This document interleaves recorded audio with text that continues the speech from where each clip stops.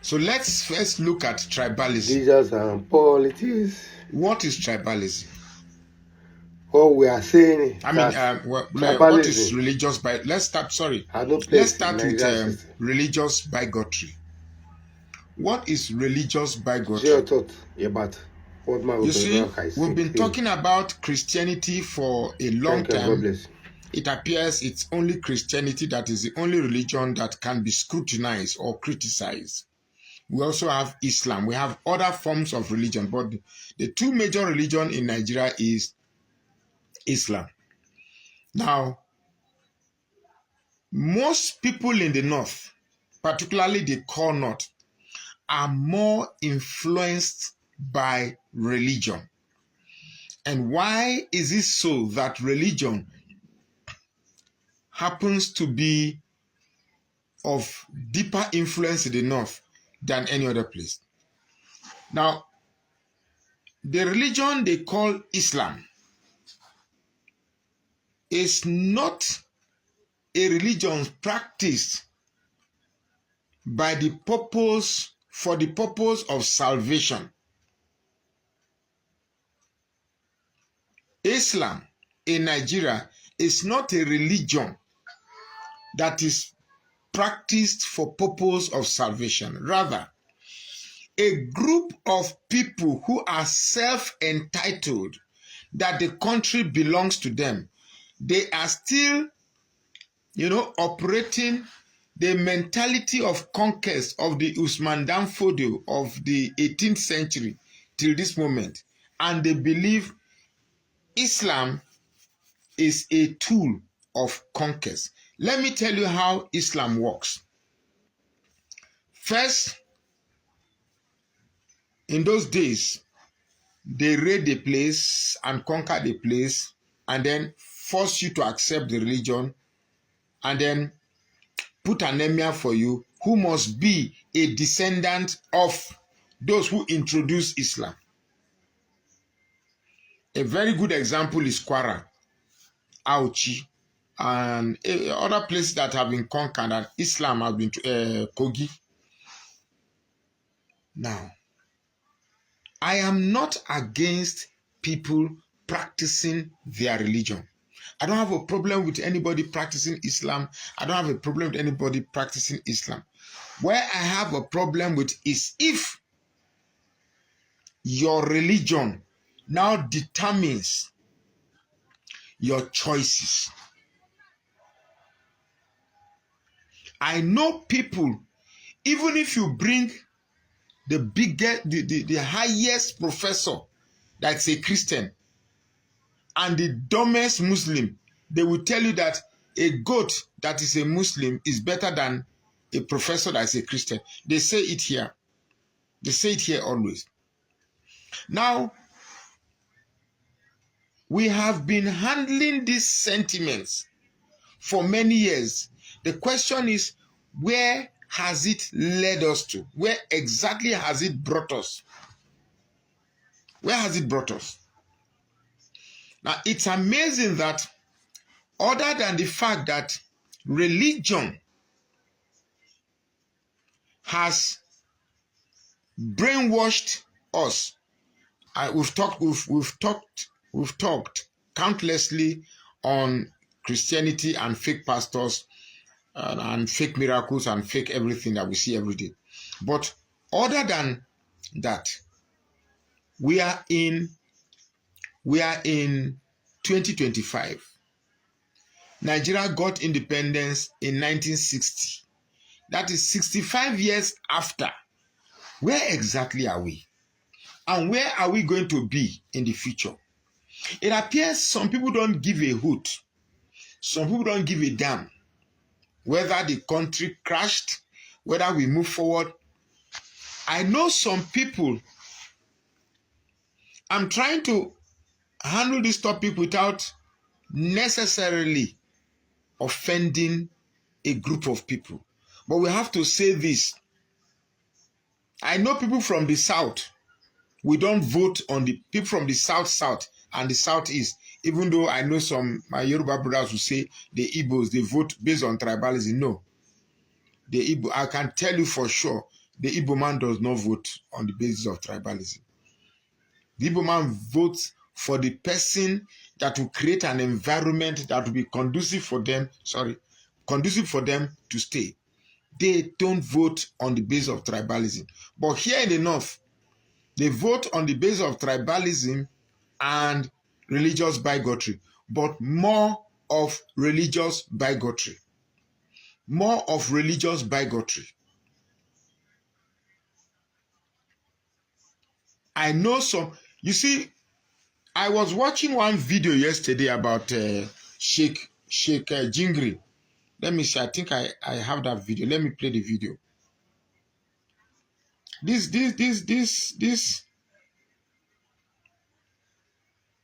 I think I saved it yesterday. Sheikh, yeah, look at it here. Thank God I saw it. Let me play it. Let me play it. 2027, Muslim Christian. Now these are the people. Let me play. Sorry. 2027, Muslim Christian.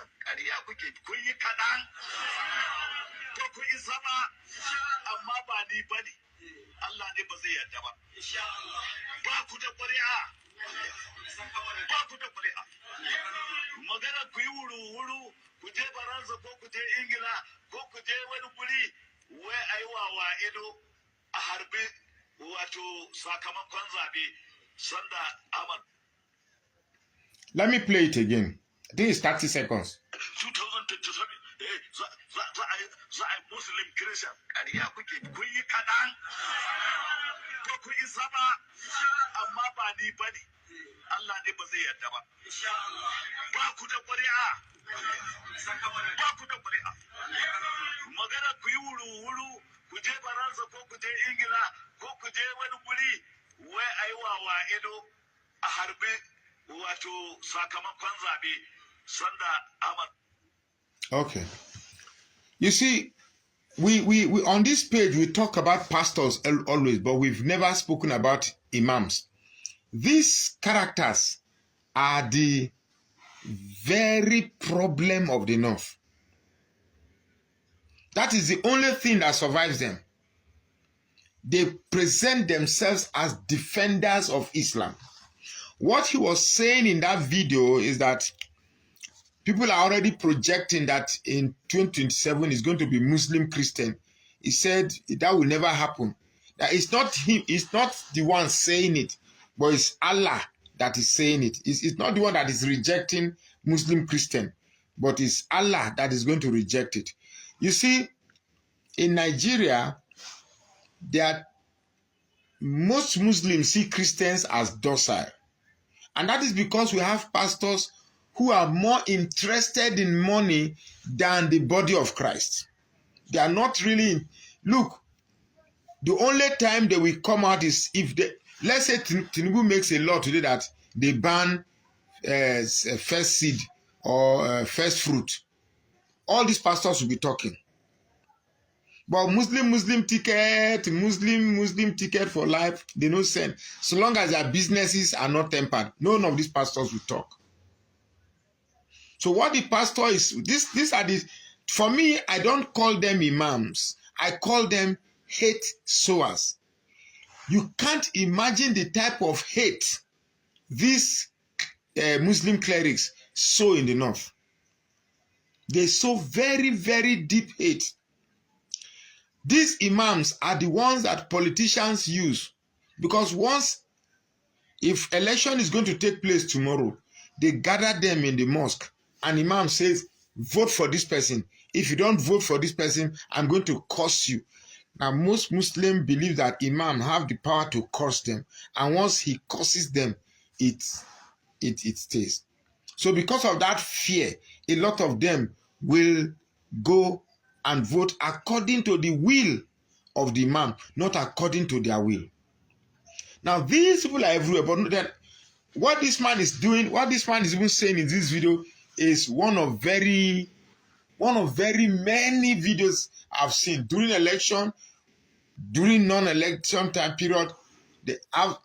I've seen hate preachers with microphone preaching hate with public megaphones, yet they are not arrested. They are not arrested.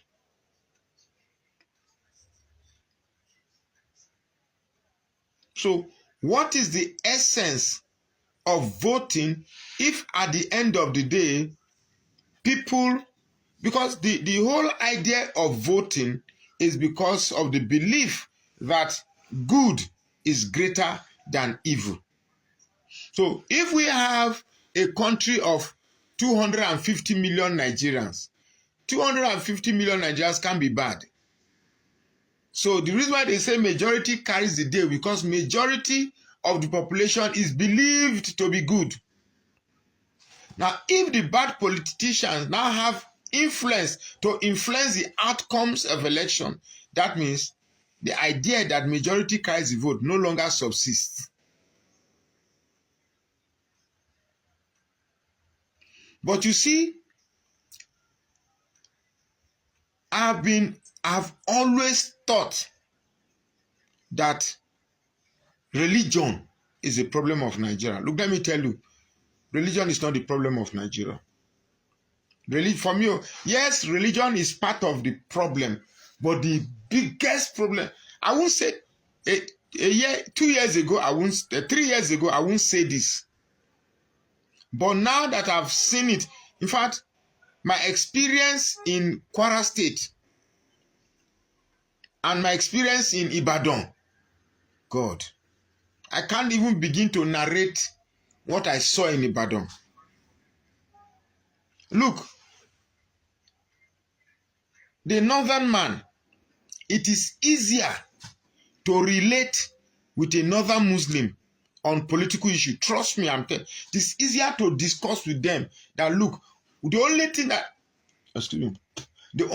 that is holding back the North from doing what is right during the political election period is fear. Fear for the fact that maybe they'll be beaten, they'll be flogged. I saw one video where one elderly man was being flogged by a small boy because he criticized the governor of Kaduna State.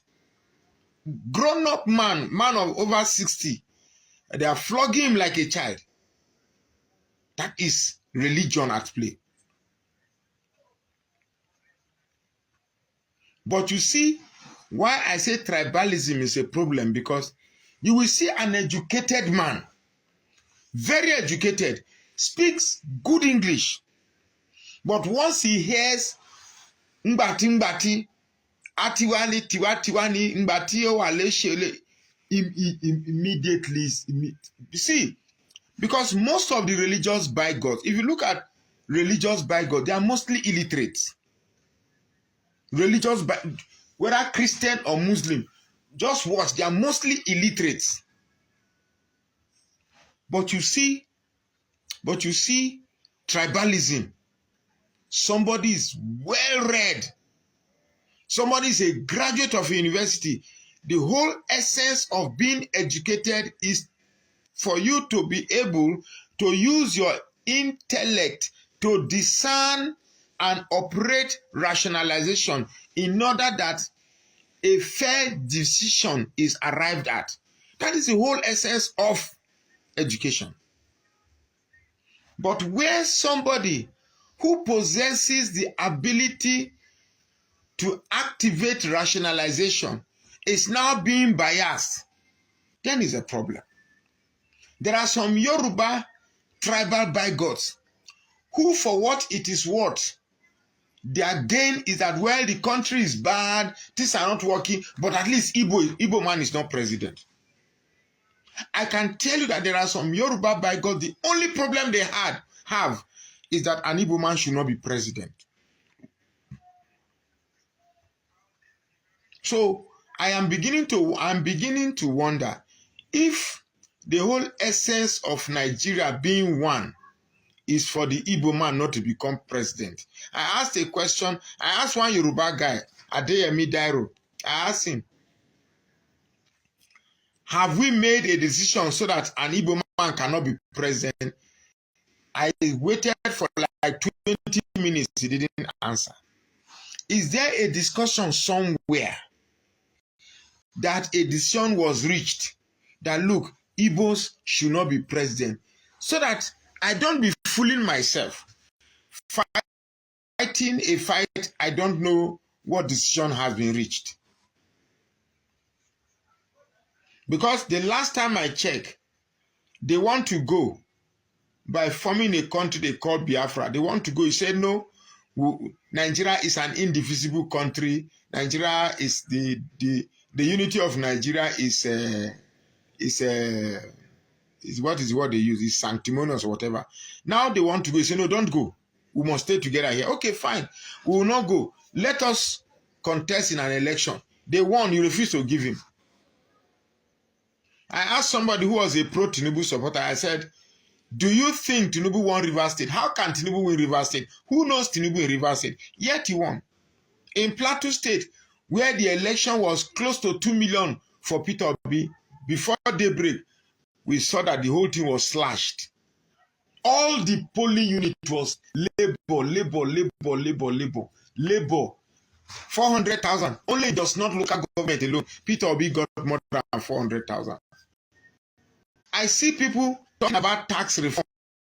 When we begin to assess the policy, it's like we've all concluded the whole concept of grabbing, snatching, and running away with ballot has been accepted as a norm.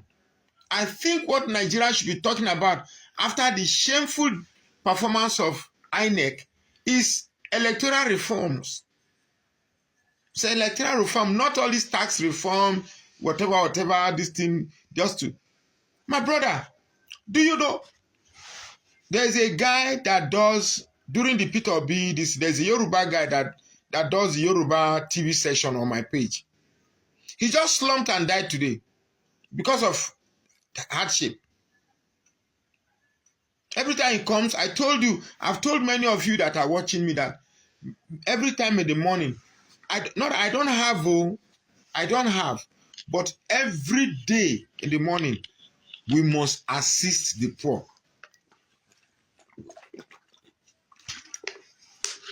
Every day, we must assist the poor. Every day. There's no day we don't assist the poor. So, I just heard he slumped and died. And I'm like, oh, we're about the same age with this guy. Throughout today, I've been scared. Really, really scared. Because it can happen to anybody. I pray God give me more time to stay. Let me see my children get married, give me grandchildren, then I can go in peace. But it's funny. People are hungry, for crying out loud. Let me repeat myself. People are hungry. People, they hungry. I'm telling you the truth. People, they hungry. Do you know that 5,000 naira cannot cook a decent meal for a family of 4? What do you want 5,000 cook? How much the mood of rice now? Hello, you don't sleep? How much is a mood of rice? Then before you buy oil, Maggi, tomatoes, onions.